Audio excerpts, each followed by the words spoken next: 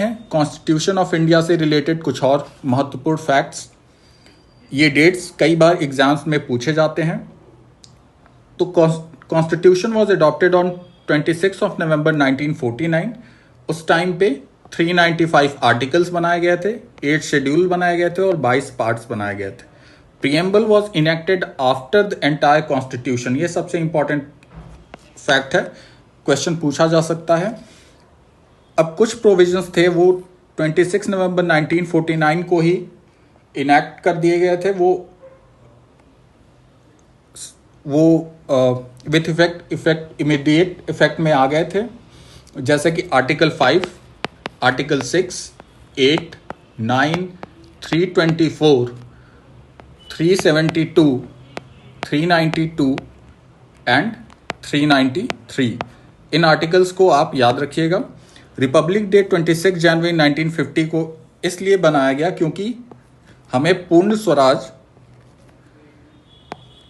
को सेलिब्रेट करना था, जो कि 26 जनवरी 1930 में पहली बार पूर्ण स्वराज को सेलिब्रेट किया गया था। आपको पता होगा रावी नदी के तट पर पंडित नेहरू ने तिरंगा फहराया था। इंडियन इंडिपेंडेंस एक्ट 1947 और गवर्नमेंट ऑफ इंडिया एक्ट 1935 हटा दिए गए।